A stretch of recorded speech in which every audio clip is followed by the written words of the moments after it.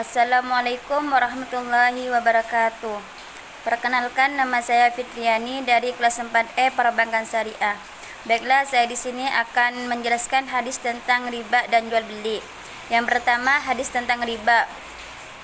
An Abi Sa'idil Khudri qala qala Rasulullah sallallahu alaihi wasallam, az-zahabu bil-zahabi wal fiddatu bil-fiddati wal burru bil-burri was-sa'iru bis-sa'iri was-samru bis-samri wal milhu bil-milhi mislam bimislin yadan biyadin faman zada aw istazada faqad arbal akhid wal mu'ati fi sawa'un.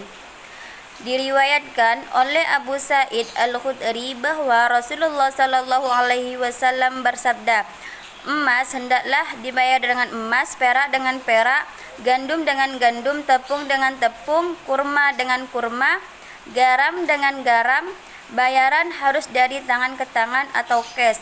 Barang siapa memberi tambahan atau meminta tambahan, sesungguhnya ia telah berurusan dengan riba. Penerima dan pemberi statusnya sama berdosa. Hadis riwayat Muslim. Asbabul wurud hadis tersebut ialah Nabi ditanya tentang pertukaran antara gandum dan syair, emas dan perak dengan pembayaran diakhirkan. Hadis ini lebih tepat jika dipahami bahwa riba nasi'ah adalah riba yang terberat dibandingkan riba lainnya. Hal ini sama dengan pernyataan tidak ada ulama di daerah ini kecuali Ahmad. Padahal banyak ulama lain selain Ahmad. Hanya saja Ahmad merupakan ulama yang disegani. Riba nasi'ah ialah kewajiban menanggung beban bagi salah seorang yang melakukan pertukaran hanya karena berjalannya waktu. Menurut Ibnu Qayyim Al-Jauziyah, riba nasi'ah adalah tambahan atas salah satu barang yang diutang, seperti orang yang berutang sekati kurma di musim dingin dibayar kembali dengan 1,5 kati kurma di musim panas. Dari hadis tersebut dapat dipahami bahwa apabila tukang menukar emas atau perak, maka harus sama ukuran dan timbangannya. Jika tidak sama, maka termasuk riba. Dari situ dapat dipahami bahwa riba adalah ziyadah atau tambahan atau al-nama atau tumbuh. Dalam istilah linguistik, riba berarti tambah atau membesar. Akan tetapi tidak semua tambahan adalah riba. Dalam istilah fikih, riba adalah pengambilan tambahan dari harta pokok secara batil, baik dalam transaksi jual beli maupun pinjam meminjam. Pertambahan di sini bisa disebabkan oleh faktor internal atau eksternal. Sabirin Harahap menyatakan bahwa riba adalah kelebihan dari jumlah uang yang dipinjamkan. Soleh Ibnu Fauzan berpendapat bahwa riba adalah pengambilan tambahan baik dalam transaksi jual beli maupun pinjam meminjam secara batil atau bertentangan dengan prinsip muamalah dalam Islam. Ibnu Arabi Al-Maliki dalam kitabnya Ahkam Al-Quran menyebutkan bahwa yang dimaksud riba yaitu setiap tambahan yang diambil tanpa adanya transaksi atau penyeimbang yang dibenarkan syariat. Sementara Bad ad-Din Al-Aini, pengarang Umdatul Qari Syarah Sahih Al-Bukhari, menyatakan bahwa riba berarti penambahan atas harta pokok tanpa adanya transaksi bisnis real. Kedua yaitu tentang jual beli. An Abdillah bin Umar radhiyallahu anhuma anna Rasulullah sallallahu alaihi wasallam annahu qala idza tabayya'a rajulaini fa kullu wahidin minhuma bil khiyari ma lam yatafarraqa wa kana jami'an aw yukhayyaru ahaduhuma al-akhara fatabayya'a ala zalika faqad wajabal bai'u wa in tafarraqa ba'da ayyatabayya'a wa lam yasruk wahidun minhumal bai'a faqad wajabal bai'u. Dari Abdullah bin Umar radhiyallahu anhuma, dari Rasulullah shallallahu alaihi wasallam, beliau bersabda, jika dua orang saling berjual beli, maka masing-masing di antara keduanya mempunyai hak pilih selagi keduanya belum berpisah, dan keduanya sama-sama mempunyai hak atau salah seorang di antara keduanya memberi pilihan kepada yang lain, lalu keduanya menetapkan jual beli atas dasar pilihan itu, maka jual beli menjadi wajib.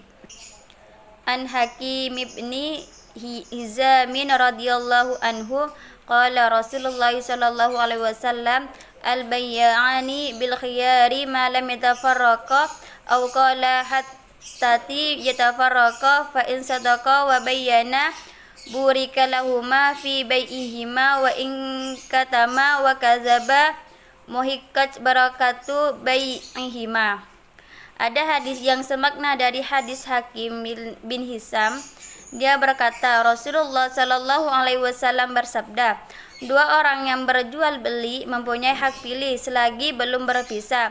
Atau beliau bersabda, hingga keduanya saling berpisah. Jika keduanya saling jujur dan menjelaskan, maka keduanya saling menyembunyikan dan berdusta, maka barakah jual beli itu dihapuskan. Asbabul wurudnya hadis tersebut ialah dikeluarkan oleh Bukhari dan Muslim, dan hadis ini sahih. Hadis tersebut dari Ibnu Umar radhiyallahu an, dari Rasulullah sallallahu alaihi wasallam, yang menjelaskan apabila ada dua orang melakukan jual beli, maka masing-masing keduanya mempunyai hak khiyar selama mereka belum berpisah. Dan hadis tersebut ditunjukkan dengan perbuatan Ibnu Umar yang terkenal. Bila kedua pihak semuanya berdiri dan pergi bersama-sama, maka hak khiyar tetap ada. Kemudian Rasulullah Shallallahu Alaihi Wasallam menyebutkan sebagian dari sebab-sebab keberkahan dan pertumbuhan, sebagian dari sebab-sebab kerugian dan kerusakan. Sebab-sebab barokah, keuntungan dan pertumbuhan adalah kejujuran dalam muamalah, menjelaskan aib, cacat dan kekurangan atau sejenisnya dalam barang yang dijual. Adapun sebab-sebab kerugian dan ketiadaan barokah ialah yang menyembunyikan cacat, dusta dan memalsukan barang dagangan. Yang demikian itu merupakan sebab-sebab yang hakiki tentang keberkahan di dunia, yang memberikan nilai tambah dan ketenaran bagi dirinya karena dia bermuamalah dengan cara yang baik, sedangkan di akhirat dia mendapatkan pahala dan balasan yang baik. Sementara sifat kedua merupakan hakikat hilangnya mata pencaharian karena pelakunya bermuamalah dengan cara yang buruk, sehingga orang lain menghindar darinya dan mencari orang yang lebih dapat dipercaya, sedangkan di akhirat dia mendapatkan kerugian yang besar karena dia menipu manusia. Rasulullah Sallallahu Alaihi Wasallam, siapa yang menipu kami, maka dia bukan termasuk golongan kami. Dari kandungan hadis yang dikemukakan di atas sebagai dasar jual beli, para ulama fikih mengambil suatu kesimpulan bahwa jual beli itu hukumnya mubah atau boleh. Namun menurut Imam As-Shatibi, ahli fikih mazhab Imam Maliki, hukumnya bisa berubah menjadi wajib dalam situasi tertentu. Sebagai contoh dikemukakannya, bila suatu waktu terjadi praktek ihtikar, yaitu penimbunan barang sehingga persediaan hilang dari pasar dan harga melonjak naik. Apabila terjadi praktik semacam itu, maka pemerintah boleh memaksa para pedagang menjual barang-barang sesuai dengan harga pasar sebelum terjadi pelonjakan harga barang itu. Para pedagang wajib memenuhi ketentuan pemerintah di dalam menentukan harga di pasaran. Hikmah dari jual beli, yaitu merupakan kegiatan muamalah yang banyak mengandung manfaat, bagi penjual maupun bagi pembeli. Manfaat tersebut secara garis besar adalah sama-sama mendapatkan keuntungan. Bagi penjual, hikmah yang paling dominan dapat menghasilkan uang dari penjualan barang, sedangkan bagi pembeli dapat menukarkan uang yang dimiliki dengan barang kebutuhan yang diinginkan. Dengan demikian akan mempermudah dalam memenuhi kebutuhan hidup. Hikmah yang terpenting selain sama-sama mendapatkan keuntungan dan membuka lapangan pekerjaan, jual beli juga dapat menjalin hubungan erat dengan sesama manusia karena interaksi yang dilaksanakan sifatnya lebih kepada saling menolong, sehingga dengan hubungan tersebut dapat mempererat persaudaraan antara sesama manusia. Hanya ini yang dapat saya sampaikan. Kurang dan lebihnya saya mohon maaf. Assalamualaikum warahmatullahi wabarakatuh.